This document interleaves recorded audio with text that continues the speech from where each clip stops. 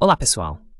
Hoje é segunda-feira, 8 de dezembro de 2025, e nosso querido amigo, irmão, Jack Bode, está aqui conosco. Bem-vindo de volta. É um prazer. Muito obrigado por convidar-nos para Mancha. Por favor, inscreva-se e clique no botão de curtir. Espero que isso alcance mais pessoas. E Carl, deixe-me começar com as últimas notícias sobre o conflito na Ucrânia. Donald Trump disse que Zelensky ainda não começou a ler o plano de paz. Por outro lado, vemos os europeus se preparando para ajudar a Ucrânia. Eles estão falando sobre um empréstimo de reparações e talvez sobre a continuidade do apoio à guerra. Mas aqui está o que Donald Trump disse sobre os últimos movimentos de russos e ucranianos. As negociações entre Rússia e Ucrânia após as conversas da semana passada.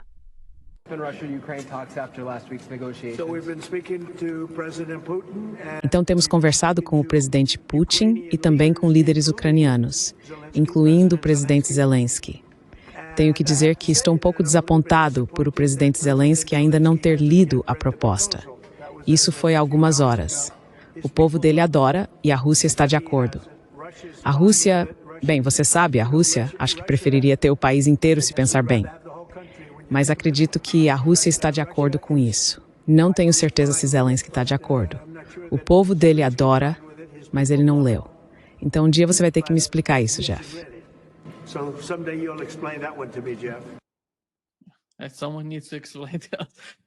Alguém precisa explicar isso. Mas há uma cúpula hoje em Londres sobre a guerra na Ucrânia, e é estranho que a Polônia não tenha sido convidada. Qual é o seu entendimento sobre o que está acontecendo na Ucrânia, considerando a posição do Ocidente, dos Estados Unidos e dos europeus?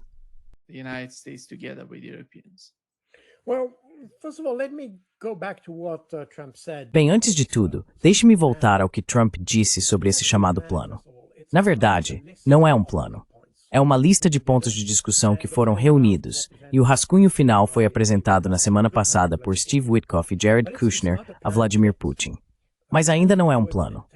Um plano incluiria algumas modalidades a serem implementadas e disposições sobre como o plano de paz realmente funcionaria. Isso não existe. É apenas uma lista de pontos de discussão e de questões que precisam ser debatidas mais a fundo. E foi exatamente isso que o Sr. Ushakov disse na semana passada. Ainda não houve muita comunicação sobre o plano ou sobre a reunião até agora, porque neste momento todas as delegações estão estudando os documentos, vendo como isso pode evoluir e como poderia se tornar a base para negociações reais.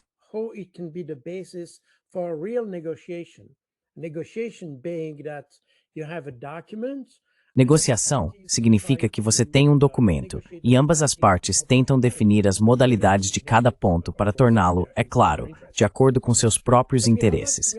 Mas ainda não chegamos a esse ponto. Portanto, enquanto o processo de negociação não tiver começado, os americanos e os russos decidiram não se comunicar sobre o conteúdo do documento. Eles disseram, porém, que em Moscou não passaram por todos os pontos. Os russos apenas deixaram clara sua posição. Agora, ao contrário do que Trump disse, os russos não estão satisfeitos com esse documento. Eles estão simplesmente dizendo que ele é uma base para discussão.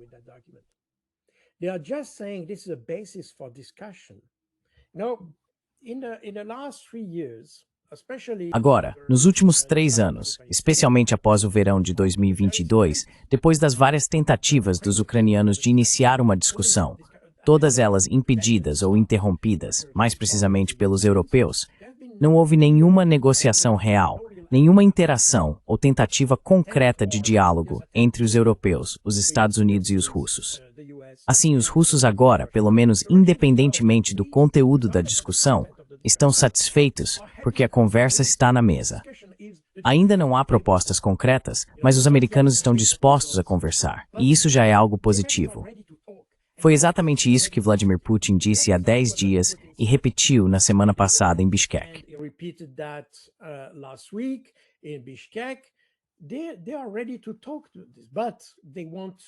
Eles estão prontos para conversar, mas querem uma negociação de verdade. Querem equipes de negociação reais, com diplomatas de verdade, porque até agora, se você observar, Jared Kushner não é diplomata, e Steve Witkoff também não é. Então agora há um monte de amadores que Trump reuniu para elaborar essa lista de pontos a serem discutidos. Mas isso ainda não foi discutido, e é isso que os russos querem. É por isso que eles estão satisfeitos com o documento. Porque agora há uma oportunidade, uma base, um documento sobre o qual se pode construir uma negociação. Pelo menos isso. Mas isso não significa que os russos tenham aceitado o documento ou seu conteúdo.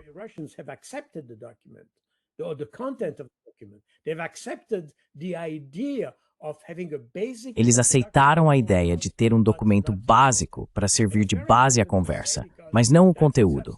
E isso é muito importante dizer, porque é essencialmente o que o Ushakov afirmou após a reunião em Moscou na semana passada. Então agora chegamos a esse ponto. Do lado ucraniano, e isso é interessante, os europeus tiveram a sensação de que esse plano favorecia a Rússia, enquanto os americanos acharam que favorecia a Ucrânia.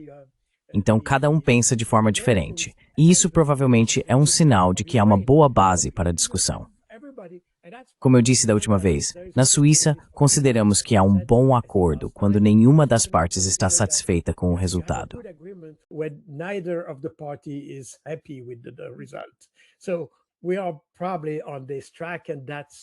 Então, provavelmente, estamos nesse caminho, e isso já é um bom sinal por si só. Mas ainda não temos um documento final. Ainda não temos uma negociação final. E muita coisa pode mudar, porque, no terreno, os russos estão avançando, estão destruindo. Também é importante mencionar que houve um tweet de Julia Mendel, que costumava ser assistente de mídia de Zelensky. Ela disse, bem, não se trata de quilômetros quadrados, não se trata da quantidade de território que você conquistou. O problema é sobre as vidas que perdemos. The problem is about the life we lose. And that's something I have repeatedly said E isso é algo que eu já disse repetidamente no seu canal e em outros. O problema é que os russos, desde outubro de 2022, têm dito, não estamos tentando conquistar território, estamos tentando destruir o potencial ucraniano. Como os ocidentais ignoraram ou negaram essa declaração e ainda estão convencidos de que o objetivo dos russos é conquistar território, acabaram empurrando a Ucrânia para uma direção completamente errada. Como resultado, agora temos uma Ucrânia que está sangrando, literalmente, porque não tem mais tropas. Eles podem não perder todo o seu território, mas certamente perderão seu exército. E isso eu acho é o ponto importante. Os russos sabem disso e por essa razão continuam essa guerra, continuam destruindo o potencial da Ucrânia.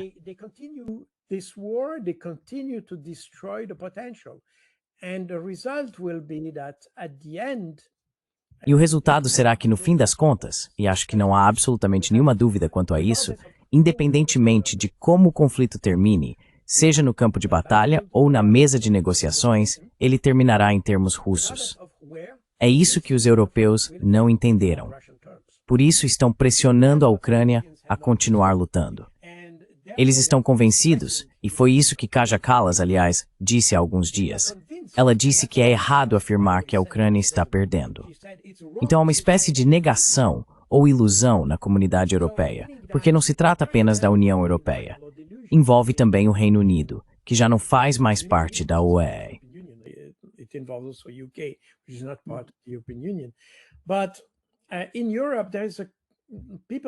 Mas na Europa, as pessoas estão convencidas de que os russos não estão vencendo, e portanto é útil continuar. E lembre-se novamente do que Kaja Kallas. Bem, Kaja Kallas não é exatamente a mais brilhante das lâminas, mas, de qualquer forma, foi isso que ela disse há alguns dias. Ela disse, nosso primeiro objetivo é enfraquecer a Rússia. E depois acrescentou, temos um plano de 2 pontos. O primeiro é enfraquecer a Rússia, o segundo é apoiar a Ucrânia. Então vemos que a forma como ela formulou isso explicou exatamente a essência. O principal objetivo é enfraquecer a Rússia. Enfraquecer a Rússia é a meta, enquanto apoiar a Ucrânia não é realmente um objetivo. Não se apoia apenas por apoiar.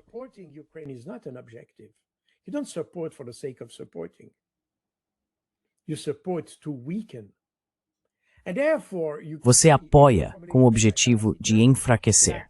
E, portanto, é possível ver na formulação da própria Kaja Kallas que o objetivo final dos europeus é enfraquecer a Rússia.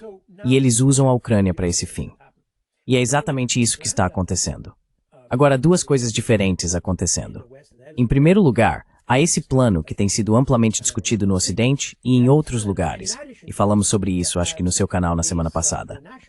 Há esse plano e, além disso, há a Estratégia de Segurança Nacional dos Estados Unidos, que foi publicada no fim de semana e que, na verdade, destaca ou declara formalmente algo que já entendemos há meses, que os Estados Unidos querem que a Europa assuma esse conflito. Wants Europe to take over this conflict. And that's exactly why you have the meeting now. E é exatamente por isso que a reunião está acontecendo agora na Europa. Porque há esses dois fatores. Há um acordo que os europeus já rejeitaram. E agora há uma política ou estratégia formalmente declarada pelos americanos de que eles não querem mais se envolver nesse conflito. O que não é novidade, pois em fevereiro deste ano, Pete Hegseth disse em Munique aos aliados que os Estados Unidos estão considerando uma divisão de tarefas em relação ao teatro europeu.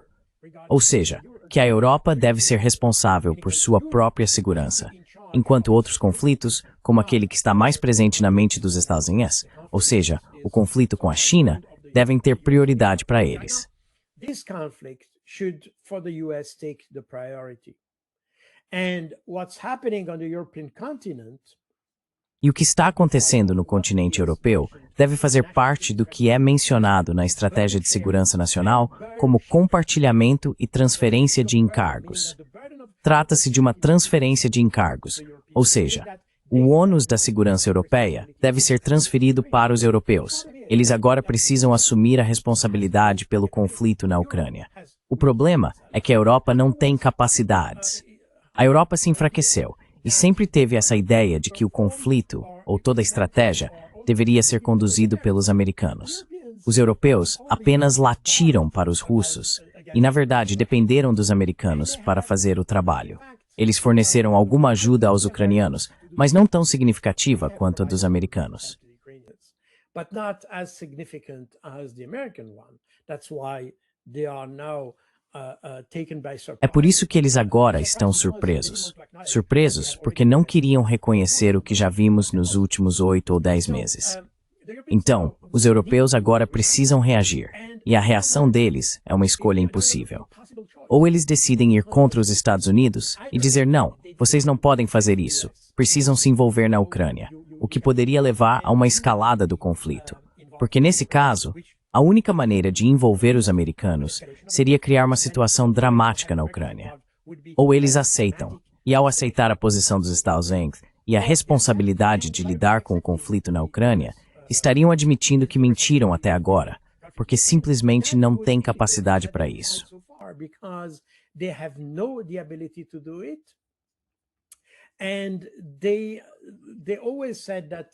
Sempre disseram que a Europa é o segundo maior mercado do mundo. Não sei porquê, mas eles não têm capacidade para sustentar esse conflito. E é por isso que pressionaram ou forçaram os ucranianos a continuar a guerra. Mas hoje estão encurralados. Precisam decidir o que é realista. Já não se trata mais da narrativa. Trata-se do que você vai fazer, não do que poderia fazer ou gostaria de fazer. É o que você vai fazer. E é aí que surge uma crise de liderança europeia, que inclui, obviamente, aqueles que mais latem: França, Alemanha e Reino Unido.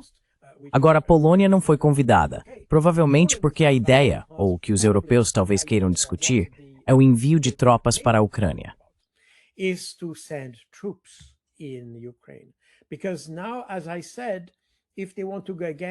Porque agora, como eu disse, se eles quiserem ir contra os Estados Unidos, terão que escalar o conflito até certo ponto. E talvez, não sei, não tenho ideia do que eles vão discutir em Londres. Mas uma opção é que falem sobre o envio de tropas. Os poloneses não querem fazer isso. Eles repetidamente disseram que não querem se envolver fisicamente no conflito. Os outros 3 países estão prontos para fazê-lo. Mas agora, a dificuldade é que eles não terão o apoio dos Estados Unidos. É aí que o problema começa. That's where the problem starts. And that's where you have the risk of escalation. E é aí que existe o risco de escalada. Estamos de fato em uma situação extremamente perigosa, porque a Ucrânia está perdendo feio. E quanto mais tempo se espera, maior o risco de que a Ucrânia seja completamente derrotada. Então, há pressão desse lado. Também há pressão do lado americano, porque os americanos já entenderam isso há 2 ou 3 anos. Eles disseram que não querem se envolver fisicamente no conflito, porque é uma política permanente dos Estados Unidos não se confrontar diretamente com as forças russas. Quero dizer, 2 potências nucleares em confronto direto seria extremamente perigoso. Portanto, eles não querem fazer isso, e nem mesmo querem compartilhar a responsabilidade por uma derrota ucraniana.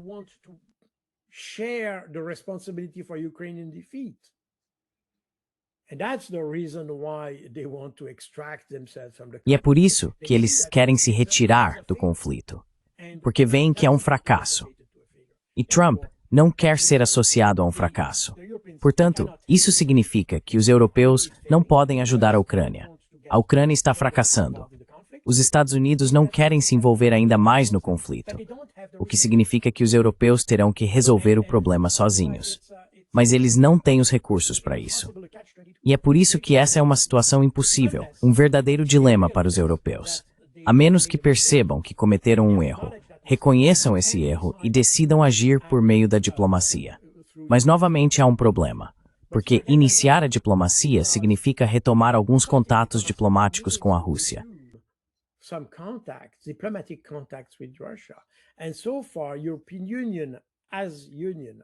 Até agora, a União Europeia como bloco e os países europeus individualmente praticamente cortaram todos os laços com a Rússia.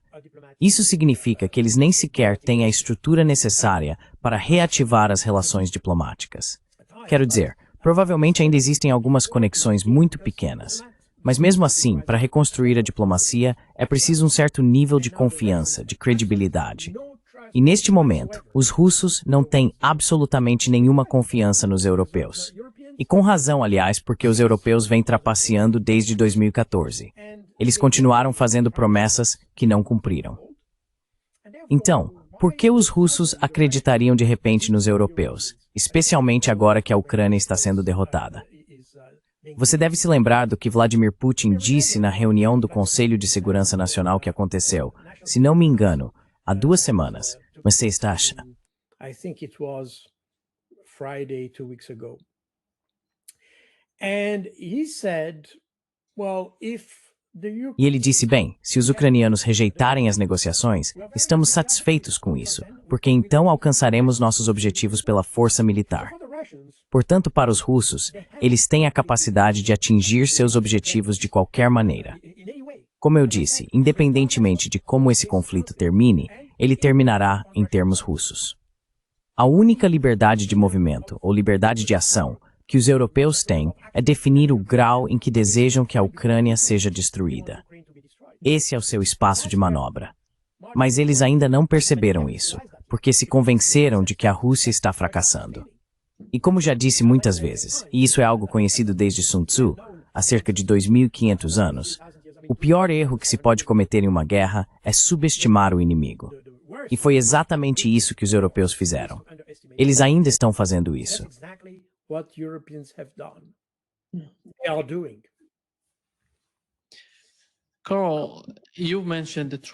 Carl, você mencionou a NSS de Trump, a Estratégia de Segurança Nacional, onde disse que eles estão, de certa forma, colocando o peso da guerra na Ucrânia sobre os ombros dos europeus.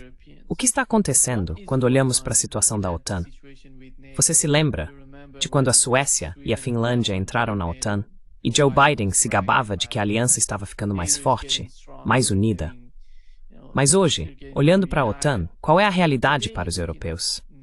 Porque afinal, se olharmos para o Oriente Médio, a forma como os europeus lidaram com as coisas, eles não cooperaram com o JCPOA. Eles simplesmente fizeram o que os Estados Unidos queriam que fizessem.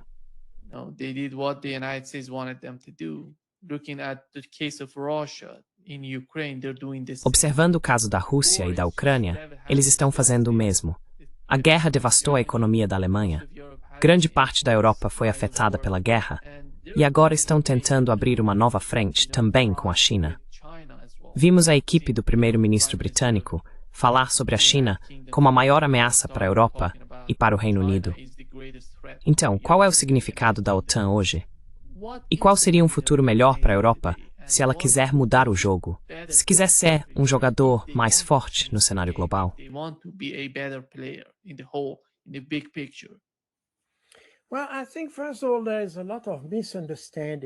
Bem, eu acho que antes de tudo, há muitos mal-entendidos em relação à OTAN. Do ponto de vista europeu, e isso fica claro com o exemplo da Finlândia e da Suécia, e provavelmente de outros países como a Ucrânia, eles consideram a OTAN um ativo de segurança nacional, por assim dizer. Mas a OTAN é um sistema de segurança coletiva, não algo destinado a países individuais.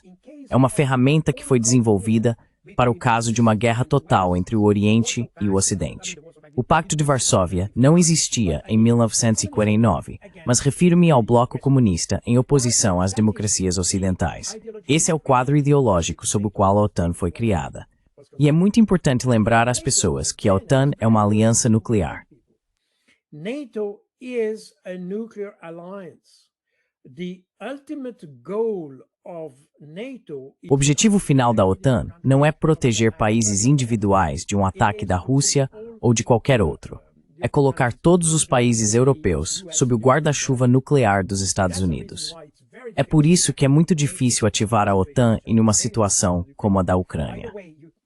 Aliás, você provavelmente percebeu que nos últimos 2 anos, quando se tratou de garantir segurança ou chegar a algum acordo com a Ucrânia, não foi a OTAN que firmou um acordo de segurança com eles. Foram os países membros da OTAN que assinaram acordos bilaterais de segurança com a Ucrânia, mas não a própria OTAN. Porque a OTAN não foi concebida para esse tipo de conflito. Ela foi criada para uma guerra total no continente europeu. for the all-out war on the European continent. That's why NATO was built. É por isso que a OTAN foi criada. A OTAN surgiu quando a União Soviética obteve a bomba nuclear. Foi isso que motivou sua criação, porque os países europeus naquela época ficaram assustados com o fato de que a União Soviética agora tinha acesso ao poder nuclear. E essa é a justificativa para a criação da OTAN. O Pacto de Varsóvia foi criado 6 anos depois, quando a Alemanha entrou para a OTAN. Foi isso que levou à criação do Pacto de Varsóvia em 1955. Portanto, a OTAN é estruturada em torno do poder nuclear. E por essa razão, quando a Finlândia ou a Suécia ingressaram na OTAN para melhorar sua própria segurança nacional, tomaram uma decisão totalmente equivocada. Isso se baseia em uma má compreensão da realidade da OTAN. Esse é o primeiro ponto. That's the very first aspect. The second aspect is that O segundo aspecto é que a OTAN, como foi dito, não significa que os Estados Unidos devam proteger a Europa em todos os casos. Ela apenas fornece o poder nuclear. A ideia é garantir que os Estados Unidos se envolvam em um conflito e, portanto, estejam prontos para comprometer seu arsenal nuclear. É por isso que ainda há tropas americanas na Alemanha, para assegurar que os Estados Unidos se comprometam em caso de uma guerra total na Europa.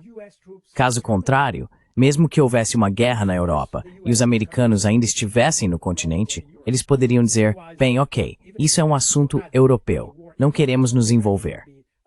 E por essa razão, para garantir que permaneçam comprometidos, os europeus pediram que continuassem na Europa.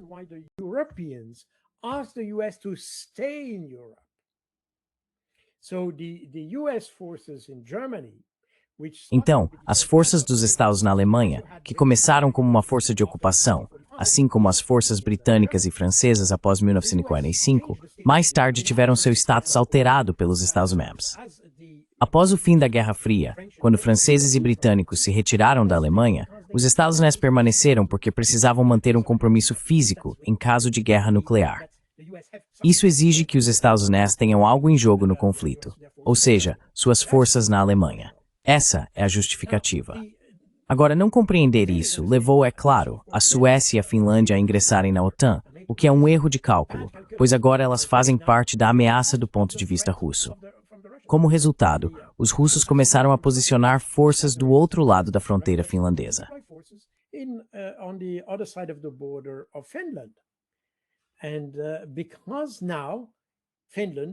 E porque agora a Finlândia passou a fazer parte do quadro da ameaça, é aí que estamos. Mas a ideia original não era que os Estados Unidos substituíssem a defesa nacional dos europeus. Por isso, já em seu primeiro mandato, Trump pediu aos países europeus que gastassem mais com defesa, porque mesmo naquela época, ele dizia que a defesa europeia deve estar nas mãos dos europeus. Para os europeus, é claro, era conveniente ter os americanos, porque isso acionaria a ameaça nuclear e um tipo de dissuasão e coisas do gênero. Portanto, eles não precisavam gastar tanto com defesa.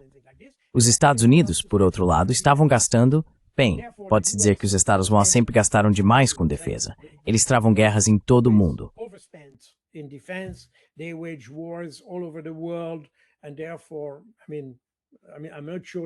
E, portanto, quero dizer, não tenho certeza de que a defesa europeia representasse a maior parte dos gastos de defesa dos Estados Unidos.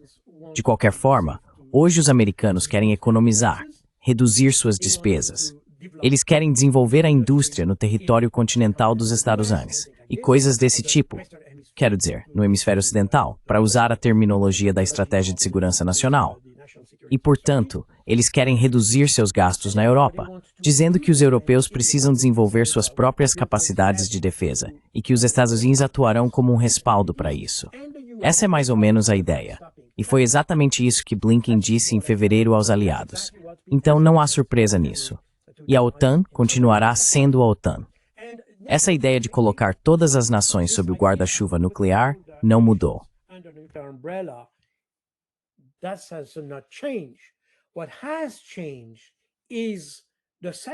O que mudou foi a substância da guerra. Porque, obviamente, mesmo durante a Guerra Fria, superestimamos a disposição da União Soviética de atacar o Ocidente. E, claro, todos jogavam de acordo com esse tipo de regra, então aceitávamos essa exageração da ameaça. Tudo bem, mas hoje estamos em uma situação econômica mais complexa.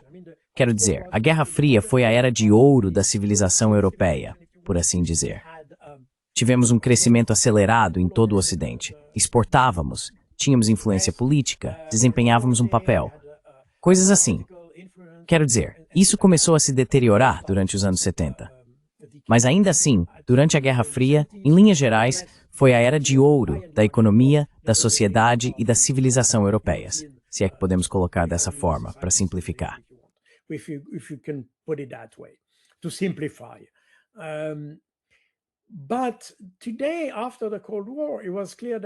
Mas hoje, após a Guerra Fria, ficou claro que tínhamos outras prioridades. Portanto, não teríamos essa guerra total para a qual a OTAN foi criada. E hoje podemos ver o conflito na Ucrânia como um exemplo disso.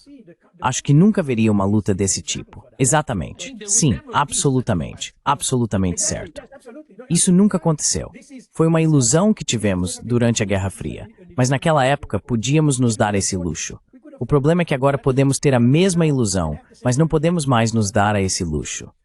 Portanto, precisamos ser mais realistas. Mas você está absolutamente certo. Esse tipo de conflito não vai acontecer. É por isso que não sou um defensor da OTAN. Quero dizer, não tenho problema com países se unindo para organizar uma defesa comum. Acho que isso é racional, não é uma má ideia.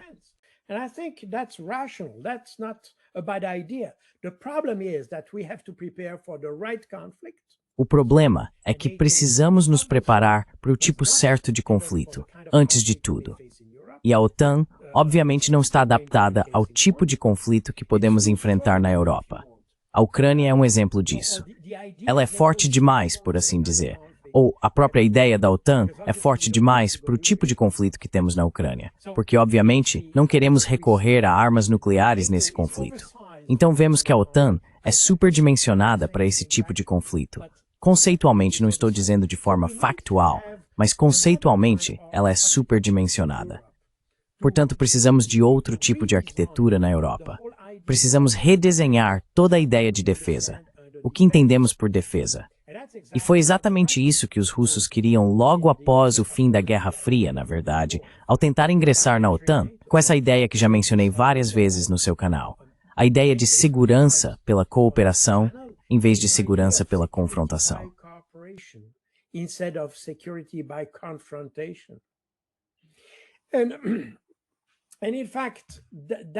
E, na verdade, esse é o verdadeiro problema aqui. Os europeus continuam a se apegar a essa ideia da OTAN porque não querem gastar muito dinheiro. Se você olhar para os orçamentos desses países, Alemanha, França, Reino Unido, verá que todos estão em déficit. É claro que temos cada vez mais desafios sociais e societais, e isso custa muito dinheiro. Por isso, a defesa foi empurrada para baixo na lista de prioridades. Não está mais no topo. E é por isso que os americanos agora, vocês precisam assumir, precisam entender o que defesa realmente significa.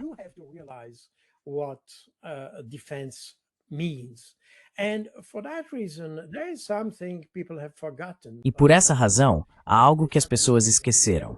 Mas o que o governo Trump fez em fevereiro foi compartilhar com os países europeus da OTAN um questionário perguntando como eles definiriam defesa se os Estados Unidos não estivessem presentes. A intenção era fazer os europeus refletirem. Quais seriam as consequências para o meu país se os americanos não estivessem mais aqui?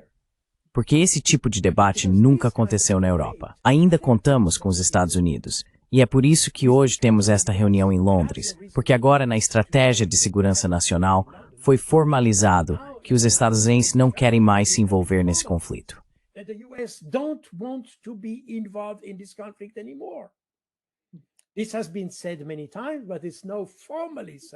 Isso já foi dito muitas vezes, mas não está declarado formalmente neste documento.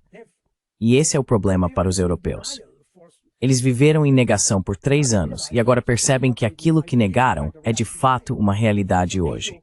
Portanto, a OTAN é uma aliança, um sistema de defesa coletiva que foi criado em uma época em que a ameaça era nuclear. Sabemos que esse não será o caso no futuro, então precisamos repensar tudo isso. E novamente, os russos, ou os soviéticos, na época, foram os que iniciaram o desenvolvimento da Organização para a Segurança e Cooperação na Europa. Cooperação.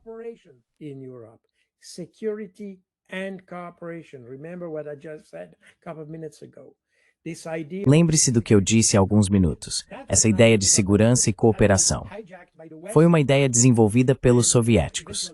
Ela foi apropriada pelo Ocidente e, com o tempo, a organização perdeu o significado que tinha para os russos na época. Mas hoje, os russos estão tentando ressuscitar essa ideia, e acho que é nesse ponto que precisamos chegar. Se há alguma lição a ser aprendida com o conflito ucraniano, é esta. Devemos repensar completamente a forma como resolvemos os problemas na Europa. E a partir disso, devemos antes de tudo abandonar a ideia de que os Estados Unidos viriam automaticamente proteger os europeus.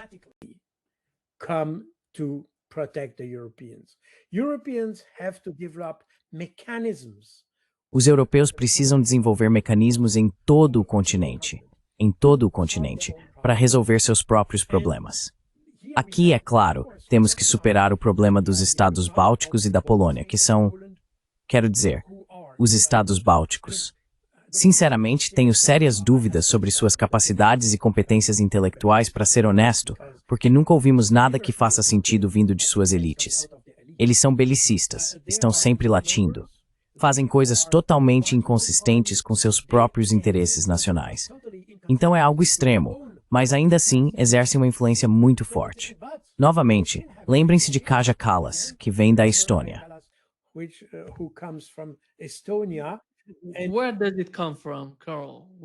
E de onde isso vem, Carl? De onde isso vem? Quem está apoiando isso? Você acha que o establishment nos Estados Unidos está apoiando? Porque afinal, você olha para a Europa hoje e para a forma como, sabe, esses países que você mencionou, eles não são significativos em termos de população ou de influência geral que tem na Europa. Mas ainda assim, você vê um papel maior da parte deles, de alguma forma. Você não vê isso na Hungria ou na Eslováquia, sabe? Você não vê esses países sendo capazes de influenciar a política externa da Europa. Mas como você mencionou, Kaja Kallas está. Então quem está apoiando isso? Quem está fazendo isso com a Europa?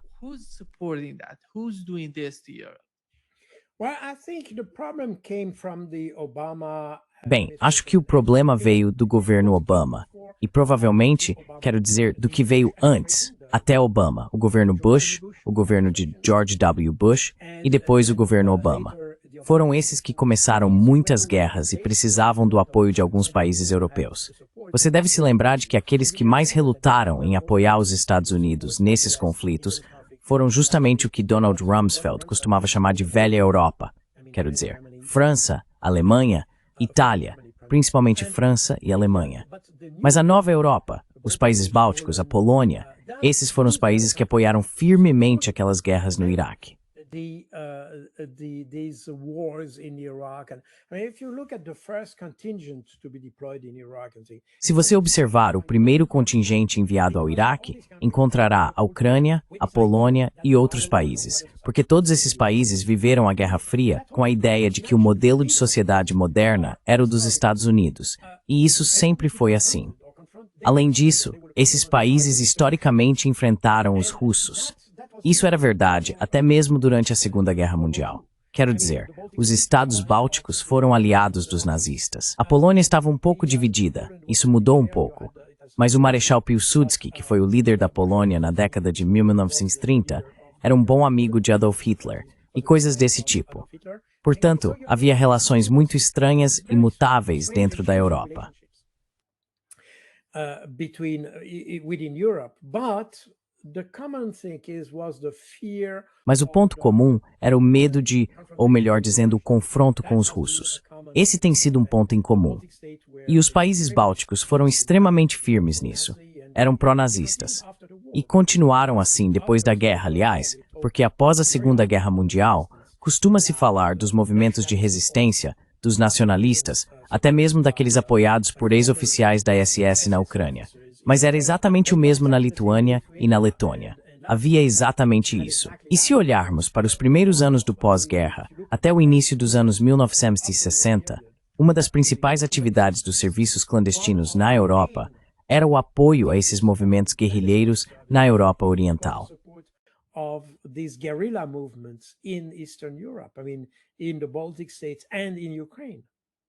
Quero dizer, nos Estados Bálticos e na Ucrânia. Foi isso que expliquei no meu livro Guerras Secretas na Ucrânia. Houve todo esse apoio dos serviços de inteligência ocidentais, o MI6, o SDS na França, o SDS, que foi o predecessor da DGSE, e obviamente a CIA nos Estados Unidos.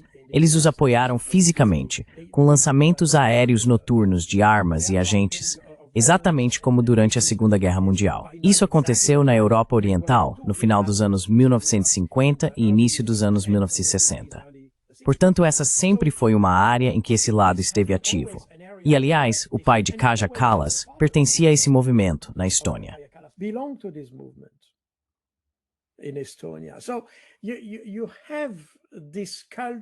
Então, existe essa cultura de lutar contra os soviéticos e os russos.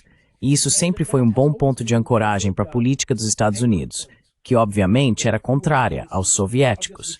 Eles podiam contar com um apoio real.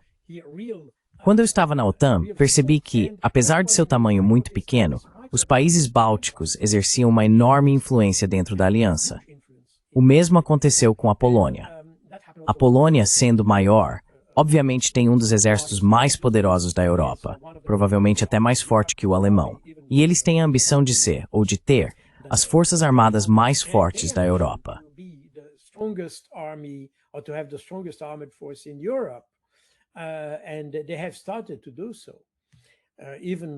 E eles começaram a fazer isso, e agora os alemães gostariam de fazer o mesmo. Então temos uma situação muito estranha. De qualquer forma, historicamente tem sido assim, e eles apoiaram cegamente todas as políticas dos Estados Unidos. Portanto, na verdade, houve uma convergência entre o que esses países buscavam, de um ponto de vista histórico, e o que os americanos queriam fazer de um ponto de vista mais político e geopolítico. Assim, tivemos uma convergência aqui, e é por isso que as coisas aconteceram dessa forma. Mas o problema é que hoje vemos que isso não está no interesse de ninguém. Os Estados Unidos não têm mais, e isso é reconhecido, aliás, nessa nova estratégia de segurança nacional, a capacidade de travar guerras em todo o mundo.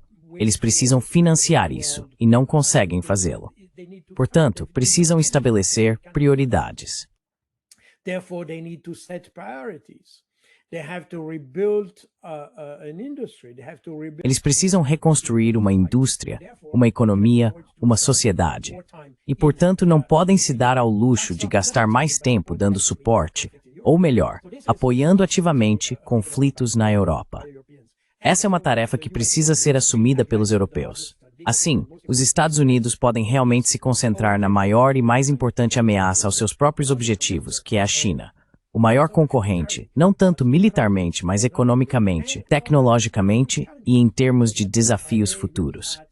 Veja a inteligência artificial, veja outras tecnologias, tecnologia espacial, ciência dos materiais, os novos materiais que estão sendo criados.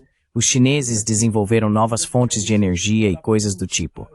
Muita pesquisa está acontecendo na China porque a China não gastou seu dinheiro travando guerras. Didn't spend its money in waging wars. It has spent money in research and development. And Gastou dinheiro em pesquisa e desenvolvimento.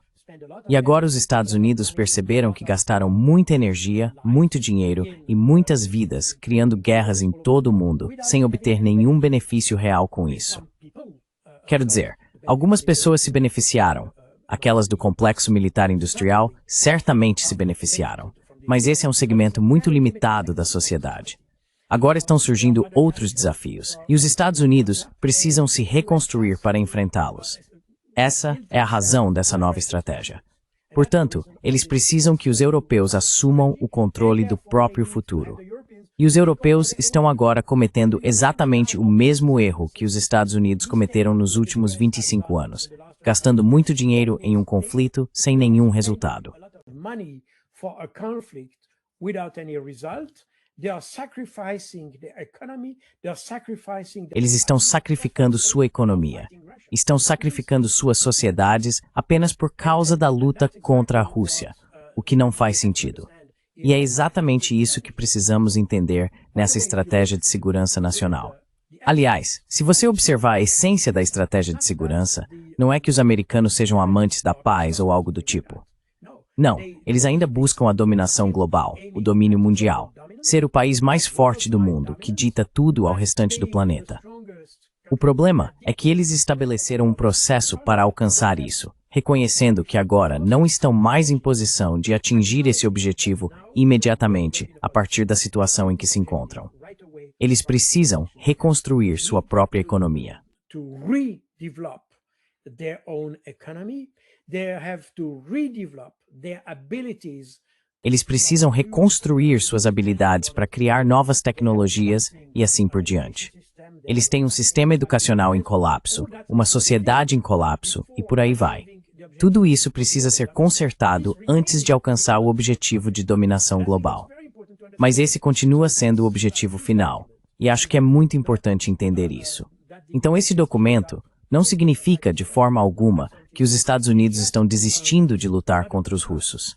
Não, absolutamente não. É apenas outro caminho para lidar com isso, com prioridades definidas, sendo a principal a China. É isso que estamos vendo. Os europeus precisam entender isso e, acima de tudo, perceber que estão cometendo exatamente os mesmos erros que os americanos cometeram no último quarto de século. Gastar mais dinheiro lutando contra alguém sem ganhar nada enquanto sacrificam suas próprias capacidades. By sacrificing its own ability. Now you see that Agora você vê que o investimento estrangeiro na Europa está em seu ponto mais baixo nos últimos 9 anos. Isso significa que investidores estrangeiros de outros continentes e de outras partes do mundo não têm mais confiança na Europa. E eles estão certos, porque a Europa obviamente não está melhorando sua situação, está piorando. Portanto, é claro que a confiança dos investidores caiu. Como resultado, agora você está entrando em uma espécie de círculo vicioso, no qual há menos investidores justamente no momento em que eles são mais necessários, porque agora países europeus, como França, Alemanha e Reino Unido, precisam financiar suas dívidas. Mas ninguém quer lhes emprestar dinheiro. Então, eles estão presos em suas próprias políticas, por assim dizer. E esse é exatamente o desafio que a Europa enfrenta hoje. and that's exactly the challenge Europe is facing today.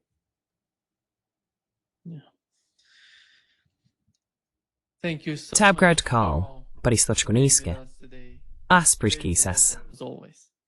That was Foi um prazer. Muito obrigado. Você